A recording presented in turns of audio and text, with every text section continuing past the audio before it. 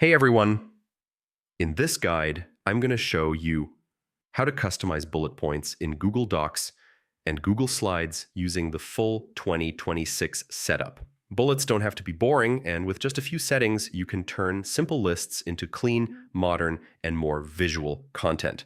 So yeah, start by opening your browser, head to google.com, sign in, and open either Google Docs or Google Slides, depending on where you're working. Once everything loads, highlight the list you want to customize. Now click the bulleted list drop-down in the toolbar. You'll see dots, circles, squares, and check marks. Those are the basic options. But the best part is the More Bullets button. Clicking that opens a full symbol panel where you can use emojis, icons, arrows, stars, or any creative symbol you want.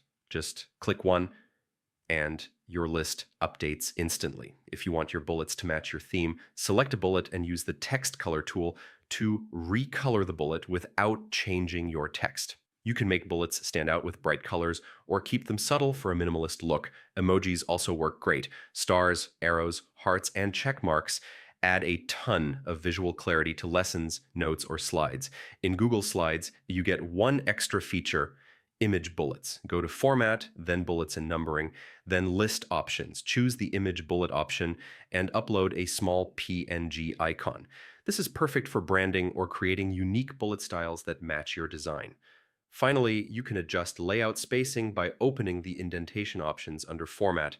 Adjusting the left indent and hanging indent gives your list a cleaner, more intentional design. And that's it. That's how to customize bullet points in Google Docs and Google Slides using the 2026 setup. With icons, emojis, image bullets, and layout adjustments, you can make your lists look professional and visually appealing in just a few minutes. Thanks for watching, and I'll see you in the next guide.